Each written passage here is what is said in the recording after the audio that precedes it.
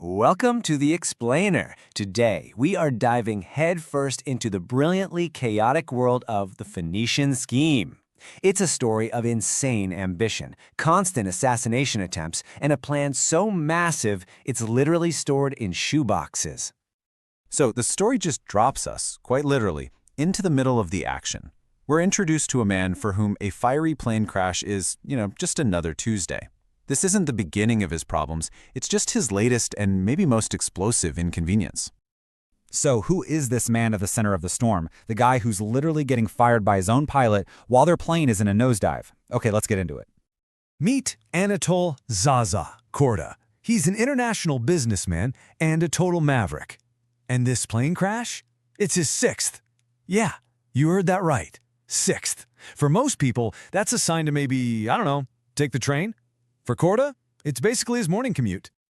In the world of high finance, everybody knows him as Mr. 5%.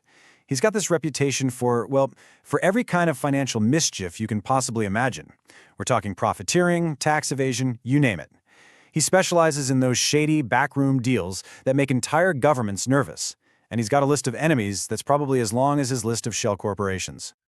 So yeah, the guy is for all intents and purposes unkillable. He's like a force of nature who just keeps defying both his enemies and death itself, often walking away from the wreckage holding something like, a detached organ in his hand. Alright, so what could possibly drive a guy like this? It's an absurdly ambitious, continent-spanning project he calls the Phoenician Scheme. And this thing, it's not just some business deal. It's his whole life's work. His masterpiece, a grand design so sprawling and so secretive that it's not locked away in some high-tech vault. Nope, it's literally contained within a collection of old, beat-up shoeboxes. And if you look inside those boxes, you see the blueprint for this whole thing. You've got the huge pieces, right, the dam, the canal. But the really telling details are tucked away in the other boxes. We're talking morally questionable labor practices. He casually talks about using slave labor and deals with pretty much everyone from shipping barons to black market crime syndicates. And here it is. This is the end game. This is why they call him Mr. 5%. The whole point of this massive continent-spanning project is to let him skim a cool 5% off an entire region's economy for the next 150 years. It's audacious, it's completely unethical, and it is 100% Korda. Okay, but here's the problem. When you have that many people trying to, turn you into a crater, you can't run this kind of empire forever. He's got to pick an heir. And you'd think he'd have a few options, right? The guy has 9 sons. That's a whole bench of potential successors, just waiting for their shot. Yeah, turns out he trusts none of them. Instead, he summons his estranged daughter, Liesl, who happens to be a Novatia nun from her convent, and just like that, names her his provisional successor. So you've got the one person on Earth who wants absolutely nothing to do with his crazy world, who is now suddenly in charge of all of it. And let's be super clear here. This has nothing to do with fatherly love. This is a cold, calculated, strategic move. He needs a successor, not to carry on a legacy, but to deny his enemies the satisfaction of winning if they finally do manage to kill him. But, of course, there's a huge, fatal flaw right at the heart of the whole Phoenician scheme. A problem so big, it's just known as the gap. So Korda has this, typically poetic way of describing it, but what does that actually mean in, real money terms? It means his grand vision has outrun even his own massive fortune.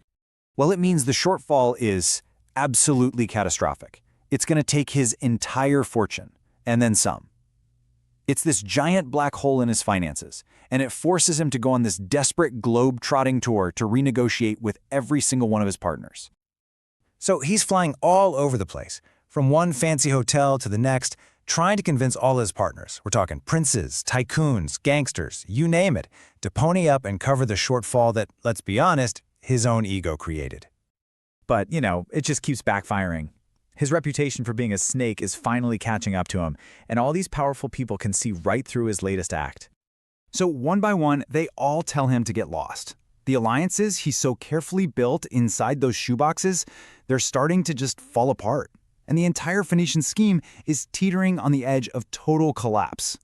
So this all leads to a final, absolutely chaotic showdown. Everything, Family secrets, betrayals, the fate of the entire scheme, it all comes to a head at this big signing ceremony. And then, in this totally stunning move, Liesl, the nun, remember? She steps up and fully embraces this new role. She basically says, "I'll do it. I'll cover the gap." She sacrifices her entire inheritance to save the project, but, and this is a big but, she's doing it on her own terms. No more slaves, no more famine. She's trying to build something honest out of the mess her father made. So, just when it seems like her big sacrifice might not be enough, Korda's estranged half-brother and business partner, Uncle Nubar, makes this totally shocking announcement. And for a second, Korda is thrilled. He thinks, yes, family came through, the deal is saved. But then, the other shoe drops. The truth comes out. Nubar isn't there to save the scheme, oh no. He's the one who's been trying to assassinate Korda this whole time. He's not there to cover a financial gap. He's there to, finish the job. So, in the end, there's no clean victory. It's just a new kind of chaos. You have Liesl now in charge of this massive project that's totally bankrupt, but maybe, just maybe, ethically clean. You've got her father, broke, but you know him, he's still kicking. The whole cycle of ambition and betrayal seems ready to start all over again. Which leaves us with the big question you see here. In a world that's built on lies, can an honest plan ever actually succeed? Or does it just need a better liar to run it?